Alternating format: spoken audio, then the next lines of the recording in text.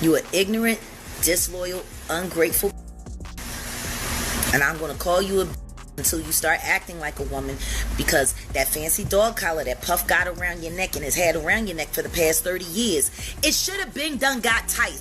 It don't feel like a noose, Mary. Damn. It don't feel like a noose. Everyone who has been around Diddy and acted like they were not aware of anything he was doing is being called to the front. And at the top of this list is Mary J. Blige, who, by the way, got an honorable mention in Kim Porter's alleged book for having threesomes with her and Diddy. You shame yourselves. And all of you that won't speak,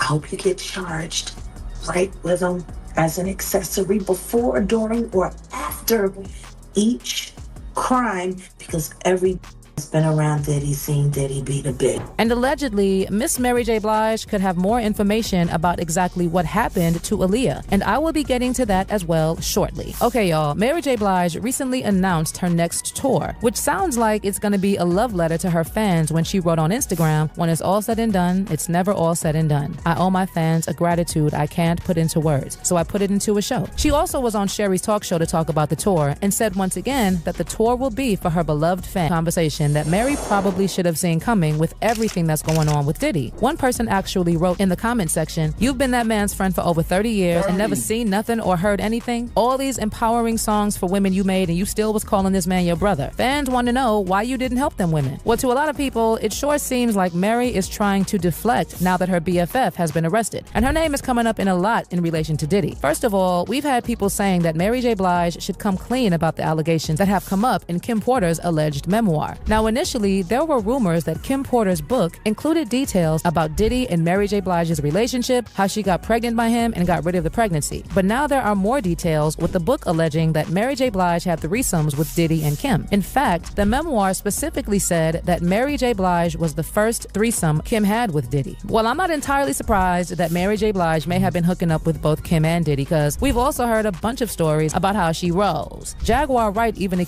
Kim had with Diddy. Well, I'm not entirely surprised that You got Beyonce, Kim, Mary. I don't know who those other two women are. And then that's Kimora. Mary J. Blige may have been hooking up with both Kim and Diddy, because we've also heard a bunch of stories about how she rolls. Jaguar Wright even accused Mary J. Blige of hiding her real sexuality in one of her rants, where she not only challenged MJB to a versus, but wildly claimed that she is a lesbian. Jag was like, "I can produce my own songs. I can sit down with a competent mix engineer and walk all the way through a mix. I can do all those things, Mary. Can you? What can you do, Mary, other than play dress up and eat snatch in dark places, hoping nobody finds out you're gay? And if I'm lying, sue me, Mary. If you got the heart, let's do the verses. Or if you want to apologize to me for the way..." The recent allegations involving Diddy and Mary J. Blige have sent shockwaves through the entertainment industry, unraveling a story that challenges the glitzy image of hip-hop royalty. As new revelations come to light, resurfaced interviews and claims reveal a dark side far removed from the glamour typically associated with these stars. This is not just about celebrity gossip. It's a tale of power, abuse, and the bravery required to confront it. To destroy my career at its very beginning, you can do that too. About Kim hooking up with Mary, it's possible that Diddy was forcing her. And I'm saying this because something similar came up in one of the lawsuits that was filed against Diddy, where April Lampros described in detail 4 times Diddy acted like an animal towards her. She said that the first time it happened was in 1995 after they met at a New York City bar, and April said that Diddy pressured her to drink alcohol. She apparently felt uneasy after a few sips and was later guided to a car to leave with Diddy. Then after arriving at a hotel where she continued to feel unwell, April was on a hotel bed when Diddy forced himself on top of her. April then described a different encounter that involved Kim Porter, alleging that she was at Diddy's apartment in Manhattan with Kim after they had returned from a nightclub, and Diddy told both of them to open their mouths and forced ecstasy down their throats. Then he forced them to hook up as he watched and got off while watching Kim and April. But it didn't stop there for Diddy, because after forcing the two ladies to hook up, April adds that Diddy Diddy proceeded to force himself on her. So it's actually very possible that something similar happened with Mary J. Blige as well. And this is why fans are saying that instead of trying to deflect, Mary J. Blige should be spilling exactly what happened between her, Kim, and Diddy. Well, we also have people saying that they really don't think Mary J. will be snitching on Diddy because they have been pretty close. I mean, we all know that Mary J. Blige and Diddy go all the way back, and Diddy is the one who actually oversaw her first 2 albums. In fact, while speaking about how Diddy helped her overcome her fears in the music industry, Mary J. said, "When I met Puff, I was afraid of success. I was afraid to do anything that could draw so much attention on me, and when I met him, he was the complete opposite. And he was such a good thing for me because I needed what he had. His ambition pushed me to be ambitious." For those who recall, earlier on, Mary J. and Diddy had a fallout, and she actually took the blame for whatever happened between them, saying, "The reason we split up is me not understanding the business the way I needed to understand it at the time. He had a label, he had a female artist, he had Biggie, but during the time, I was really dogging myself. I was a mess on Any smart man or businessman would have moved away from me. It felt like he was becoming distant, but looking back, I now understand why. I wasn't delivering properly. I wasn't taking care of my health. So how can he roll his dice on me? Obviously, they worked out whatever was happening between them because for the past 2 to 3 decades, Diddy and Mary J. Blige have been as tight as thieves. There are actually tons of photos online of Mary J. and Diddy together with people like Cassie. And there are also plenty of photos of Kim Porter and Mary J. hanging out together and being very loving towards each other. Mary also attended Kim's funeral and spoke. So if there's someone who witnessed firsthand what Diddy was doing, it has got to be Mary J. Blige. When it comes to her friendship with Diddy, think about that, man, how when you just think about all the possibilities, man, she's up there speaking at the funeral, but then if she, knows what possibly happened, I found, just to let y'all know, I have a good balance. I watch these type of videos and also watch a lot of positive stuff. I got to keep myself sane. But this stuff, it is a lot, man. It is. It is. Ain't even go front. Because I feel like it won't. Let's take a moment to grasp the magnitude of the drama unfolding. Diddy, a name long synonymous with success and influence, now finds himself at the center of a storm of allegations, including accusations of heinous crimes.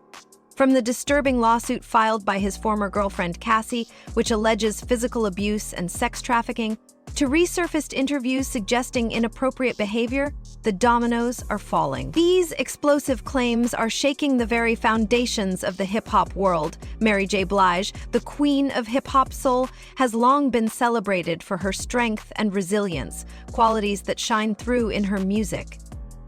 Yet now, her name is being unexpectedly tied to these conversations. In the wake of the allegations against Diddy, Blige has decided to speak out, not just to clear her name, but to serve as a voice for accountability. The resurfaced Usher interview from 2016 adds even more fuel to the fire. In that interview, Usher recounted his time living with Diddy at just 13 years old. He described the experience as pretty wild, a phrase that, in hindsight, carries much more weight. Usher revealed unsettling things he witnessed during his time at Diddy's so-called flavor camp, a statement that now feels deeply significant in light of the current allegations. When Howard Stern asked him if he would ever send his own kids to such a camp, Usher's response was a blunt, "Hell no." That one line speaks volumes. But this isn't just about Usher's personal experience. It's about a culture that allowed such events to go unchecked for so long. The release of Cassie's lawsuit opened Pandora's box, revealing horrifying accusations of how Diddy allegedly forced her into acts against her will, plied her with substances, and even made her carry a weapon. These are not minor allegations. They are deeply disturbing and they demand accountability. Is a new hour here on Live Now from Fox, and we do have some breaking news that we want to bring to you. It was being reported by TMZ and now Fox News. We are learning that Jay-Z is accused of raping a 13-year-old girl. That is new in the Diddy lawsuit, and the new allegations are just coming out this evening. Jay-Z is being accused of raping a minor along with Diddy at a MTV VMAs after party back in 2000, according to documents obtained by Fox News Digital tonight.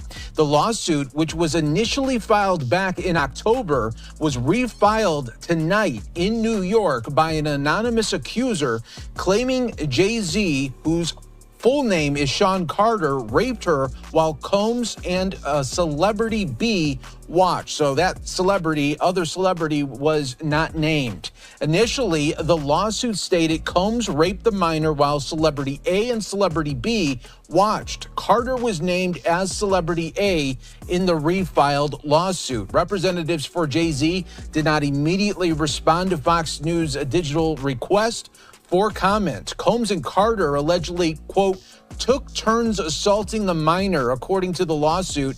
Many others were present at the after party but did nothing to stop the assault, it alleges. The 13-year-old girl was dropped off at Radio City Music Hall by a friend as she wanted to attend the MTV Video Music Awards back in 2000, according to the lawsuit. In an attempt to gain entry to the venue, she began approaching limousine drivers waiting outside the celebrity-filled event. One of the limousine drivers she spoke to claimed to work for Diddy, the lawsuit read. He told her that Combs liked younger girls and said that, quote, she fit what Diddy was looking for, not allowing her into the awards, but inviting her to an after party. The 13-year-old, quote, recognized many celebrities upon arrival at the party and was required to sign a non-disclosure agreement. However, she was not given a copy.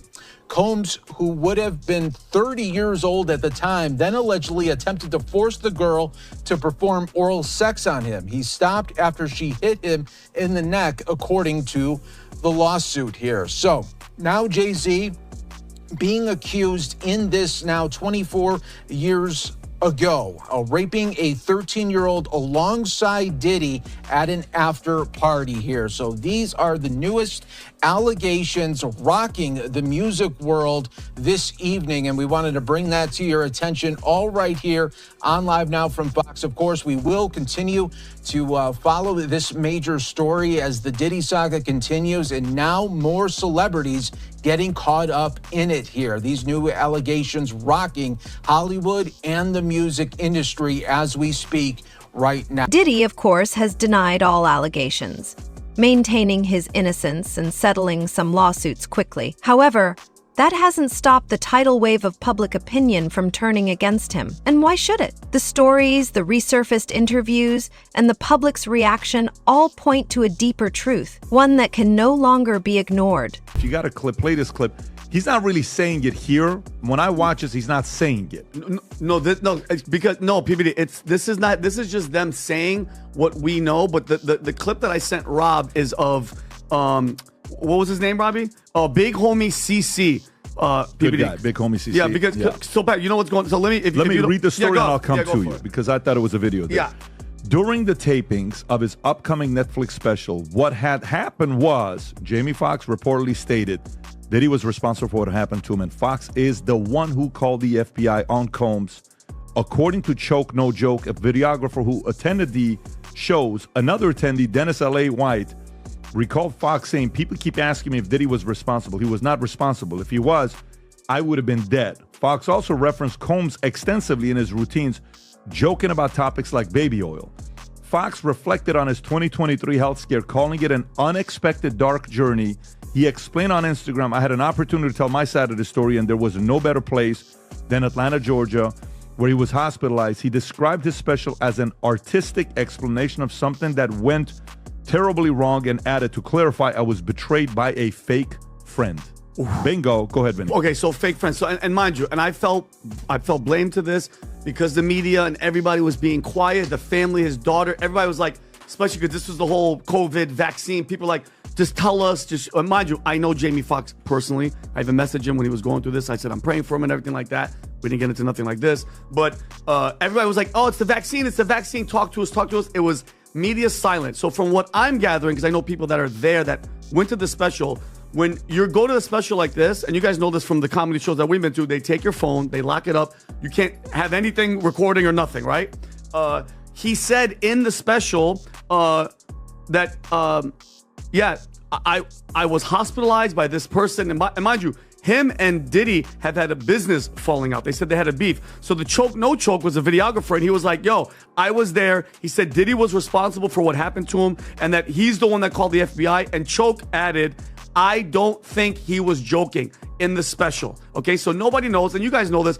We might not ever see what's even there, because on the cutting room floor, we know this from editing, if he doesn't like it, or if it's anything kind of, too far, they'll edit it out. But the people that were there were saying that he was saying it and that he was serious about it. And also, this is a little while ago, Pat, this was celebrity bodyguard Big Homie CC, who publicly alleged that Diddy, and mind you, let's not pretend like people are like, this is a far-fetched idea. This is the type of character, after dragging Cassie and doing all the shit that he did, that this guy alleged that Diddy poisoned Jamie Foxx, leading to him calling the FBI. And he also stated in this video, I know he poisoned Jamie Foxx, and he also said that he's been poisoned before in the past. Can we play this clip? Yeah. The things that you heard behind the scenes that were going on before this indictment actually dropped. Well, I know he poisoned Jamie Foxx, and Jamie Foxx reported him to the FBI because of it. I know that's a fact. So, wait, you're saying that Diddy poisoned Jamie Foxx, and that's how Jamie Foxx got sick? Jamie Foxx reported this man to the FBI because of this. Facts. Wow. Okay, and how did you hear about this? If you can tell me, or if you can't, that's all good. But you know what I'm saying? Like, well, people are they're gonna want to know, you know what I'm saying, how this. Now let's circle back to Mary J. Blige. How does she fit into all of this? As someone who was frequently seen in Diddy's orbit during the height of his career, questions have naturally arisen about her perspective. Did she know about the alleged abuses? Did she turn a blind eye? Or was she herself another victim of the toxic environment that seemed to surround Diddy? You know what I'm saying? What's the backstory to this? But by the time this dropped, this is going to be in the stratosphere. It's going to be in the ether by the time this dropped. You can probably look it up right now. But by the time this interview dropped, this is going to be out in the ether for sure. And who's this guy? These people poison people, bro. I've been poisoned 3 times. He's been poisoned. Why am I testing positive for cyanide? You feel me? Why am I getting, why do I had pneumonia 3 times? So people like, man, why he breathe like that? Because I only got 1 lung. And then I had a car crash, I got 1 nostril permanently blocked. And I done had pneumonia 3 times. Somebody been trying to poison me. My brother got poisoned with me.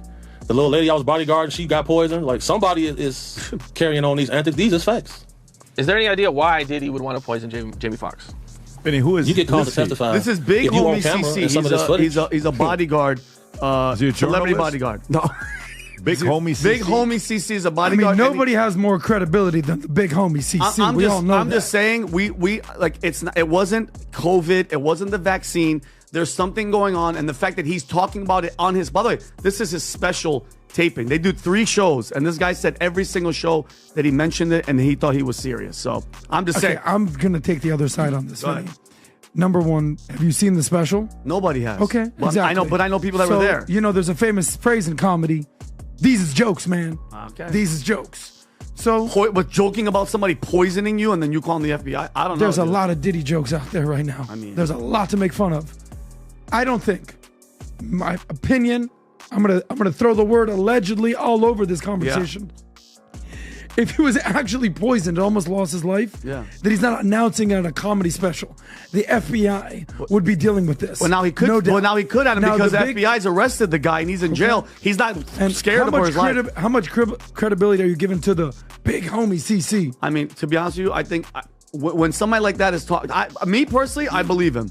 I believe him because I know what you Diddy is. 100% believe him? No, I would say, let's say 80%. I'm at like 2%. Because those guys see everything. Who's this motherfucker? Adam, these guys see everything though. That guy had sunglasses on. He's 380 pounds and he's wondering why he can't breathe so good. Maybe lose some weight, motherfucker. No, but I mean, listen, I'm just saying I wouldn't put it past somebody like Diddy, who we know the track record from his allegedly having people shot, baby oil that had freaking drugs in it, to all the crazy stuff that's going on. This is the least of my thing. If you have a beef with somebody and poisoning them, I believe it. I'm separating 2 things. Hold on, Tom, let me finish one thing.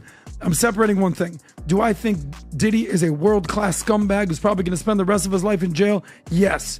Do I think that Jamie Foxx joke and whoever the Big Homie CC is has any credibility here?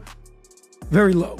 So I'm just separating the 2. So okay. And I want to go to you guys. Since when did hip hop stars start taking a page out of the failed James Bond assassination handbook where you're going to poison some guy or put him on the edge of a cliff and he's going to be rescued.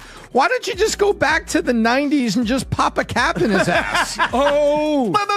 Tom's getting gangster. I like when Tom gets gangster or German. It's like, Instead of Tupac's hit him up. It was so like, easy where you would just poison him drive by, shoot him in the head, throw the gun in the ocean, and then go roll with your homies for the 2 a.m. club. People are starting to realize who Tom It really was is. just Tom is no But now Tom. we got to do. Wait a minute. We'll put the poison in a Big Mac, and The we'll other day- slide the Big Mac. The other day, we're going to church on Sunday with him and his family. They pull up. You know what music Tom is listening to with What? his kids? It's the Thuggish Ruggish No, Bone. he did not to go to Yeah, church. he's a big Mo Murda fan. He's a big Oh, Bone remember Thugs the and last Harmony. time, the last Sunday that he was like, we're Brooklynette. Right.